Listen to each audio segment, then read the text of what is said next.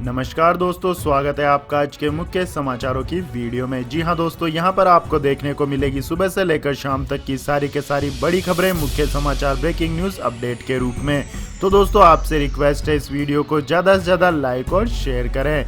तो दोस्तों जानते हैं आज की पहली बड़ी खबर। बेरोजगारी किसानों की समस्याओं को लेकर राहुल गांधी ने साधा प्रधानमंत्री पर निशाना। जी हां दोस्तों, कांग्रेस के पूर्व अध्यक्ष राहुल गांधी ने बुधवार को प्रधानमंत्री नरेंद्र मोदी पर निशाना साधते हुए कहा है कि अपने भाषणों में वह दूसरे देशों की बात करते हैं, लेकिन अपने देश के समक्ष पेश आ रही बेरोजगारी और किसानों की समस्याओं पर कुछ नहीं बोलते। पश्चिमी चंपारण के वाल्मीकि नगर और दरभंगा में चुनावी रैलियों को संबोधित करते हुए राहुल गांधी ने बेरोजगारी, किसानों की समस्या और पलायन के मुद्दे पर मुख्यमंत्री नीतीश कुमार को भी घेरा है। राहुल गांधी ने हाल ही में बने कृषि कानूनों का मुद्दा उठाते हुए कहा है कि आमतौर पर दशहरे में रावण, कुंभकर्ण, मेघनाथ के पुतले जलाए जाते हैं, लेकिन पंजाब में इस बार प्रधानमंत्री और अडानी अंबानी के पुतले जलाए गए। उन्होंने कहा है कि इस बार पूरे पंजाब में दशहरे पर रावण नहीं बल्कि प्रधानमंत्री नरेंद्र मोदी, अंबानी और अडानी के पुतले जलाए गए। राहुल गांधी ने कहा कि यह एक दुख भरी बात है, लेकिन ऐसा इसलिए हो रहा है क्योंकि किसान बहुत परेशान हैं। इसके बाद दोस्तों जानते हैं अगली बड़ी खबर। बिहार विधानसभा चुनाव के पहले चरण के चुनाव खत्म, 54% रहा मतदान। जी हां दोस्तों, इस महामारी के खतरे और नक्सलियों के डर के बावजूद पहले चरण की 71 सीटों पर बुधवार को मतदाताओं ने जिस उत्साह का प्रदर्शन किया उसकी कल्पना भी नहीं की गई थी।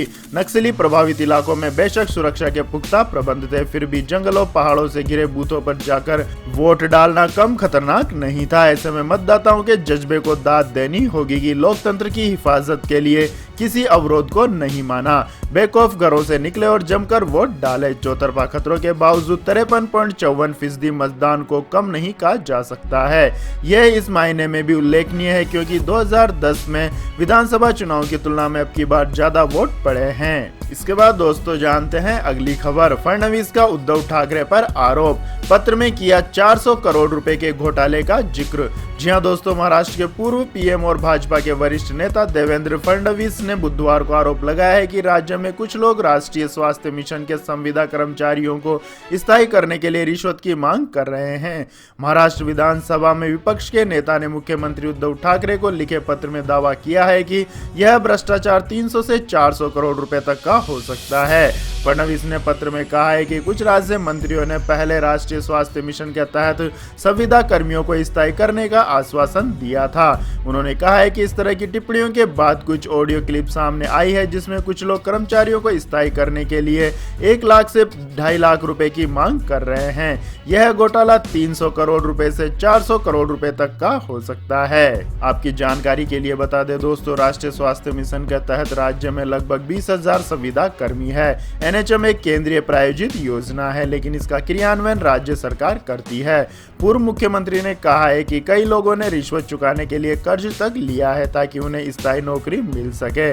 इसके बाद दोस्तों जानते हैं अगली बड़ी खबर। दिल्ली में स्कूल खोलने को लेकर सरकार का बड़ा फैसला, डिप्टी सीएम का आया बयान। जी हां दोस्तों, दिल्ली सरकार ने इस महामारी के बाद बंद चल रहे स्कूलों को अभी और बंद रखने का फैसला लिया है। दिल्ली के उप मुख्यमंत्री और शिक्षा मंत्री मनीष सिसोदिया ने कहा है कि दिल्ली में स्कूल अभी नहीं खोले जाएंगे। सिसोदिया ने कहा है कि सभी स्कूल अगले आदेश तक दिल्ली में बंद रहेंगे। सिसोदिया ने कहा है कि इस महामारी के मामले चिंता बढ़ा रहे हैं। छात्रों और अभिभावकों के मन में इसको लेकर कई सवाल हैं। दुनिया में जिन देशों ने स्कूल खोले भी हैं, वहां चिंता बढ़ी है। मुख्यमंत्री अरविंद केजरीवाल से मशवरा करने के बाद यह फैसला लिया गया है। इसके बाद दोस्तों जानते हैं अगली खबर। आंगनबाड़ी बंद होने से बच्चों के सामने भोजन का संकट, केंद्र से दखल की मांग। जी हां दोस्तों, गरीब बच्चों को भोजन प्रदान करने को लेकर दायर जनहित याचिका पर सुनवाई करते हुए सुप्रीम कोर्ट में केंद्र सरकार ने बताया है कि आंगनबाड़ी में काम करने वाले कर्मचारियों ने इस महामारी के दौरान बेहतरीन काम किया है। केंद्र ने कहा है कि इस महामारी के दौरान भी कर्मचारियों ने हर 2 सप्ताह में बच्चों को पौष्टिक भोजन मुहैया कराया है। सुप्रीम कोर्ट ने केंद्र सरकार से लॉकडाउन के दौरान आंगनबाड़ियों के कर्मचारियों के द्वारा किए गए काम और भोजन वितरण को लेकर विस्तार से जानकारी सहित हलफनामा दाखिल करने के लिए कहा है। सुप्रीम कोर्ट अब इस मामले की अगले सप्ताह सुनवाई करने वाला है। इस याचिका में मांग की गई थी कि केंद्र, राज्य और केंद्र शासित प्रदेशों की सभी आंगनबाड़ी केंद्रों को राष्ट्रीय खाद्य सुरक्षा कानून 2013 के नियमों के तहत फिर से खोला जाना चाहिए।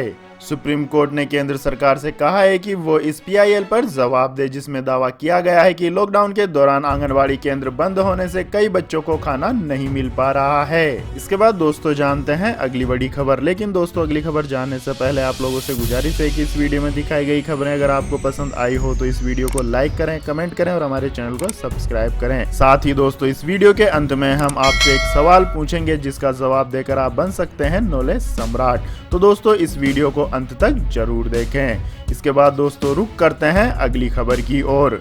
कर्ज माफी का मुद्दा बढ़ा रहा है कांग्रेस की मुसीबत।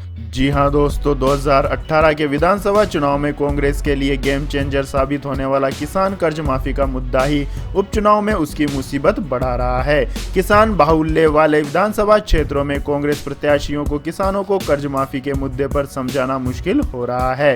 प्रदेश में 28 विधानसभा क्षेत्रों में हो रहे उपचुनावों में कांग्रेस तमाम तरह की सफाई दे रही है, लेकिन 10 दिन में किसानों का कर्ज माफ करने की बात का वह जवाब नहीं दे पा रही है। गौरतलब है कि कांग्रेस के पूर्व अध्यक्ष राहुल गांधी ने मध्य प्रदेश में 2018 के विधानसभा चुनाव के दौरान हर चुनावी सभा में कहा था कि कांग्रेस की यदि इस राज्य में सरकार बनती है तो 10 दिन के अंदर किसानों का कर्ज माफ कर दिया जाएगा। उन्होंने कहा था कि यदि ऐसा नहीं हुआ तो मुख्यमंत्री को बदलने से भी नहीं हिचकेंगे। उधर भाजपा भी उपचुनाव में इस मुद्दे को हवा दे रही है। इसके बाद दोस्तों जानते हैं अगली खबर। पीएम स्वनिधि योजना के तहत रेहड़ी पटरी वालों को मिल रहा है 10,000 का लोन। इस शर्त पर ब्याज में 7% की मिलेगी छूट। जी हां दोस्तों, प्रधानमंत्री नरेंद्र मोदी ने यूपी के छोटे दुकानदारों को बड़ा तोहफा दिया है। प्रधानमंत्री स्वनिधि योजना के तहत रेहड़ी पटरी वालों को 10,000 रुपए तक का कर्ज दिया जा रहा है। भारत की अर्थव्यवस्था में रेहड़ी पटरी वालों की महत्वपूर्ण भूमिका रेखांकित करते हुए मोदी ने उनकी ईमानदारी की भावना की सराहना की है और कहा है कि गरीब कभी ईमानदारी और आत्मसम्मान से समझौता नहीं करता है और आज पूरा देश उनके श्रम का सम्मान कर रहा है। पीएम नरेंद्र मोदी ने इस दौरान बताया है कि पीएम स्वनिधि योजना के तहत ऋण आसानी से उपलब्ध है और समय से अदायगी करने पर ब्याज में 7% तक की छूट भी मिलेगी। वहीं अगर आप डिजिटल लेन देन करते हैं तो एक महीने में 100 रुपए तक कैशबैक के तौर पर वापस पैसे आपके खाते में आएंगे। आपकी जानकारी के लिए बता दें दोस्तों, इस संकट और लॉकडाउन की वजह से रेहड़ी पटरी वालों की आजीविका पर असर पड़ा है। केंद्र सरकार ने इसे लोगों की मदद के लिए स्वनिधि योजना की शुरुआत 1 जून 2020 को की थी। इस योजना के तहत बिना किसी गारंटी के रेहड़ी पटरी वालों को 10,000 रुपए तक लोन दिया जाता है। इसके बाद दोस्तों जानते हैं अगली बड़ी खबर। चश्मा बेचने वाले एक शख्स ने 16 करोड़ लोगों को कराया 6,500 करोड़ रुपए का फायदा। जी हां दोस्तों, लोन मोराटोरियम यह वो शब्द है जिसे आज लोन चुकाने वाले हर शख्स वाकिफ हैं। लोन मोराटोरियम पर सुप्रीम कोर्ट के आदेश के बाद सरकार की ओर से उठाए गए कदमों से आम आदमी को बड़ी राहत मिली है, लेकिन यह बात शायद कुछ ही लोग जानते होंगे कि देश के इस बड़े मामले के पीछे चश्मा बेचने वाला एक शख्स है। यूपी के आगरा में चश्मे की दुकान चलाने वाले गजेंद्र शर्मा की याचिका पर ही सुप्रीम कोर्ट ने लोन मोरेटोरियम पर यह आदेश दिया है। खास बात यह है कि देश के करीब 16 करोड़ लोग जिन्होंने 2 करोड़ से कम का लोन लिया है, केंद्र सरकार ने इसे लोगों को राहत देने के लिए 6,500 करोड़ रुपए का फंड निर्धारित किया है। आपको बता दें कि सुप्रीम कोर्ट ने पिछली सुनवाई में कहा था कि आम आदमी की दिवाली कैसी होगी यह सरकार के हाथ में है। कोर्ट ने सरकार को यह भी कहा था कि वह सर्कुलर जारी करने के मामले में देरी न करें और जल्द से जल्द जारी करें। इससे पहले सुप्रीम कोर्ट ने कहा था कि सरकार ब्याज माफी के निर्णय को जल्द लागू करें। इसके बाद दोस्तों रुक करते हैं अगली खबर का। विहिप नेता का सरकार पर आरोप, कहा लव जिहाद के खिलाफ नहीं बनाया कड़ा कानून इसलिए गई निकिता की जान। जी हां दोस्तों, विश्व हिंदू परिषद के केंद्रीय संयुक्त महामंत्री सुरेश जैन ने लव जिहाद को लेकर बड़ा बयान दिया है। उन्होंने कहा है कि विहिप ने सरकार से कहा था कि वो लव जिहाद के खिलाफ कड़ा कानून बनाए, लेकिन हरियाणा में ऐसा कोई कानून नहीं है। इसी की वजह से फरीदाबाद की बेटी निकिता को अपनी जान गंवानी पड़ी है। सुरेंद्र जैन ने निकिता तोमर की मौत को बेहद दुर्भाग्यपूर्ण घटना करार देते हुए कहा है कि आरोपियों को कड़ी से कड़ी सजा मिलनी चाहिए। उन्होंने कहा है कि विश्व हिंदू परिषद सरकार से पहले ही लव जिहाद मामले में कठोर कानून बनाने की मांग कर चुकी है, लेकिन हरियाणा सरकार ने इस तरह के कानून को लेकर कोई कदम नहीं उठाया है। इसके बाद दोस्तों जानते हैं अगली खबर। सचिन पायलट ने एमपी में सिंधिया पर साधी चुप्पी, शिवराज सिंह सरकार पर किया वार। जी हां दोस्तों, मध्य प्रदेश में होने जा रहे विधानसभा उपचुनाव के प्रचार अभियान में राजस्थान के पूर्व उप मुख्यमंत्री सचिन पायलट की एंट्री हो गई है। पायलट ने ग्वालियर चंबल इलाके में प्रचार करते हुए केंद्र की मोदी सरकार और मध्य प्रदेश की शिवराज सरकार पर जमकर हमला बोला, मगर उन्होंने पूर्व कांग्रेसी पूर्व केंद्रीय मंत्री ज्योतिरादित्य सिंधिया का नाम लेने से परहेज किया है। ज्योतिरादित्य सिंधिया और सचिन पायलट की नजदीकियां किसी से छुपी नहीं है। सिंधिया जब कांग्रेस में हुआ करते तब इन दोनों को राहुल गांधी के कैंप का सदस्य माना जाता था। जब सिंधिया ने कांग्रेस छोड़कर बीजेपी का दामन थाम लिया और उसके बाद सचिन पायलट ने भी बागी तेवर अपनाए थे, तब यही माना जा रहा था कि पायलट भी सिंधिया की राह पर चल सकते हैं। इसके बाद दोस्तों जानते हैं अगली खबर। अब चीन के नहीं भारत में बने खिलौनों से खेलेंगे बच्चे, कई राज्यों में खिलौना क्लस्टर बनाने की योजना। जी हां दोस्तों, भारतीय बच्चे अब चीन के नहीं बल्कि पूरी तरह से भारत में निर्मित खिलौने से खेलेंगे। इस दिशा में जोर शोर से तैयारी चल रही है। वाणिज्य एवं उद्योग मंत्रालय चीन से होने वाले खिलौनों के आयात पर पूरी तरह से प्रतिबंध लगा सकता है। कुछ माह पहले चीन से आयात होने वाले खिलौनों पर लगने वाले शुल्क में 200% की बढ़ोतरी की गई है, जिससे चीन से खिलौना आयात में कमी आई है। भारत के खिलौना कारोबार में 85% हिस्सेदारी आयातित खिलौनों की होती है और इस 85% में से 85 से 90% हिस्सेदारी चीन की होती है। सरकारी आंकड़ों के मुताबिक वर्ष 2019 में भारत में खिलौनों का कारोबार $1.75 अरब का रहा, जो 2023 तक $3.3 अरब के स्तर पर पहुंच सकता है। विश्व का खिलौना बाजार $90 अरब का है और इस बाजार में भारत की हिस्सेदारी नगण्य है। इसके बाद दोस्तों जानते हैं अगली खबर। सऊदी अरब ने पाकिस्तान के नक्शे से हटाए कश्मीर और गिलगिट बल्टिस्तान। जी हां दोस्तों, सऊदी अरब ने पाकिस्तान के कब्जे वाले कश्मीर और गिलगिट बल्टिस्तान को पाकिस्तान के नक्शे से हटा दिया है। मीडिया रिपोर्ट्स के अनुसार सऊदी अरब ने G20 शिखर सम्मेलन के आयोजन की अपनी अध्यक्षता के लिए 20 रियाल का एक बैंक नोट जारी किया है और इस बैंक नोट पर प्रदर्शित विश्व मानचित्र में गिलगिट बल्टिस्तान और कश्मीर को पाकिस्तान के नक्शे में नहीं दिखाया गया है।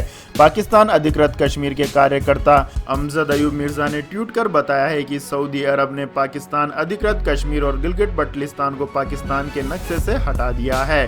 उन्होंने ये एक तस्वीर भी ट्वीट की जिस पर लिखा था कि सऊदी अरब सरकार का भारत को दिवाली का तोहफा, पाकिस्तान के नक्शे से गिलगिट बल्टिस्तान और कश्मीर हटाए। इसके बाद दोस्तों जानते हैं अगली बड़ी खबर। दिवाली पर हवाई यात्रा करने वालों को झटका, एयरपोर्ट पर चेक इन काउंटर का किया इस्तेमाल तो चुकाने होंगे 100 रुपए। जी हां दोस्तों, वेब चेक इन को बढ़ावा देने के मकसद से निजी एयरलाइंस कंपनी स्पाइस एयरजेट ने अपने चेक इन काउंटर का इस्तेमाल करने वालों से सर्विस चार्ज वसूलने का फैसला लिया है।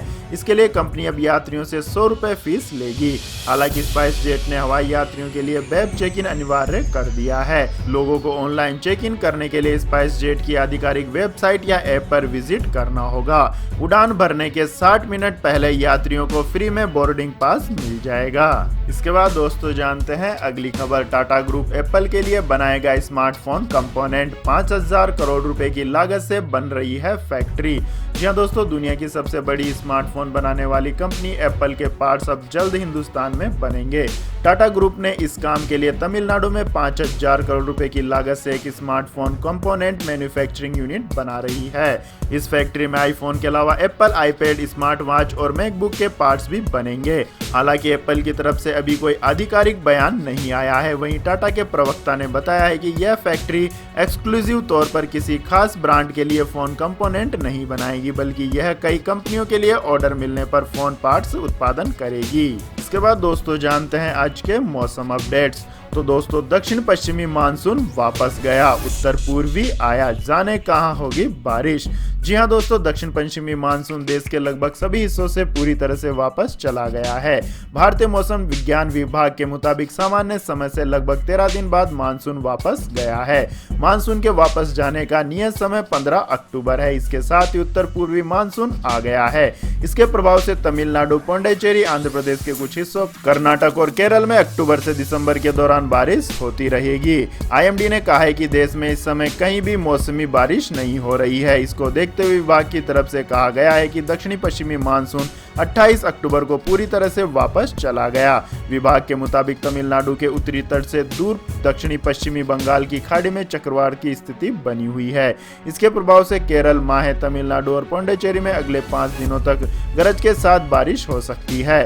तमिलनाडु के कुछ इलाकों में तेज बारिश होने की भी संभावना है। वहीं दक्षिणी केरल में अगले 24 घंटों के दौरान ही मूसलाधार बारिश होने का पूर्वानुमान व्यक्त किया गया है। देश के अन्य हिस्सों में अगले 4 से 5 दिनों तक सामान्य मौसम बना रहेगा। इसके बाद दोस्तों जानते हैं अगली खबर, पेट्रोल डीजल की कीमतों में हो सकती है बढ़ोतरी।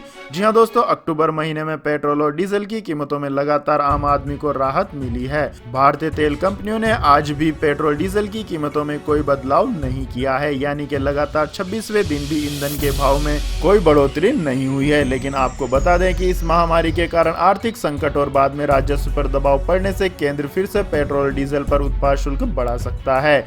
सूत्रों ने संकेत दिए हैं कि अगर सरकार को इस महामारी से संबंधित व्यवधानों से लड़ने के लिए अतिरिक्त आर्थिक सुधार पैकेजों की वित्त पोषण करने की अधिक संसाधन जुटाने की जरूरत महसूस हुई तो पेट्रोल और डीजल पर उत्पादन शुल्क में 36 रुपए प्रति लीटर की बढ़ोतरी जल्द हो सकती है। वहीं आपको बता दें दोस्तों, देश की राजधानी दिल्ली में आज पेट्रोल 81 रुपए 6 पैसे प्रति लीटर और डीजल 70 रुपए 46 पैसे प्रति लीटर पर बना रहा। इसके बाद दोस्तों जानते हैं अगली खबर, 2 दिन की गिरावट के बाद सोने में फिर तेजी, चांदी भी हुई महंगी। जी हां दोस्तों, गोल्ड लगातार 2 दिनों की गिरावट के बाद आज संभल गया है। दिल्ली सराफा बाजार में बुधवार को सोने की कीमतों में 188 रुपए का उछाल दर्ज किया गया है। इस दौरान चांदी की कीमतों में भी तेजी आई है। 1 किलोग्राम चांदी के दाम 342 रुपए तक बढ़ गए हैं। एक्सपर्ट्स का कहना है कि विदेशी शेयर बाजारों में गिरावट और डॉलर में कमजोरी से सोने में तेजी देखी जा रही है। दिल्ली सराफा बाजार में सोने का भाव 188 रुपए प्रति 10 ग्राम बढ़ गया है, जिससे आज दिल्ली सराफा बाजार में सोने का भाव 51,220 रुपए प्रति 10 ग्राम हो गया है। वहीं चांदी में भी 342 रुपए प्रति किलोग्राम की बढ़ोतरी देखी गई, जिससे चांदी का भाव 62,712 रुपए प्रति किलोग्राम हो गया है। इसके बाद दोस्तों जानते हैं अगली खबर, शेयर बाजार में भारी गिरावट, सेंसेक्स 600 और निफ्टी 160 अंक गिरकर हुआ बंद, डूब गए 1.59 लाख करोड़ रुपए। जी हां दोस्तों, यूरोप में फिर से महामारी के मामले बढ़ने और अमेरिकी चुनाव को लेकर जारी चिंताओं की वजह से दुनिया भर के शेयर बाजारों में गिरावट आई है। इसी का असर आज घरेलू शेयर बाजार पर भी देखने को मिला है। बीएसई का 30 शेयरों वाला प्रमुख इंडेक्स सेंसेक्स 600 अंक गिरकर 39,922 के स्तर पर बंद हुआ। वहीं एनएसई के 50 शेयरों वाला प्रमुख इंडेक्स निफ्टी में 160 अंकों की गिरावट आई है। इस गिरावट में निवेशकों के 1.59 लाख करोड़ रुपए डूब गए। इसके बाद दोस्तों जानते हैं अगली खबर, बैंक खाते में पैसा जमा करने और निकालने पर भी देना होगा चार्ज, इस बैंक ने बदले नियम। जी हां दोस्तों, बैंक में अब अपना पैसा जमा कराने और निकालने के लिए भी फीस देनी पड़ेगी। बैंक ऑफ बड़ौदा ने इसकी शुरुआत भी कर दी है। अगले महीने से तय सीमा से ज्यादा बैंकिंग करने पर अलग से शुल्क लगेगा। इस पर bank of India, PNB, axis और सेंट्रल बैंक भी जल्द फैसला लेंगे। बैंक ऑफ इंडिया ने चालू खाते, कैश क्रेडिट लिमिट और ओवरड्राफ्ट अकाउंट से जमा निकासी के अलग और बचत खाते से जमा निकासी के अलग अलग शुल्क निर्धारित किए हैं। लोन अकाउंट के लिए महीने में 3 बार के बाद जितनी बार ज्यादा पैसा निकालेंगे 150 रुपए हर बार देने पड़ेंगे।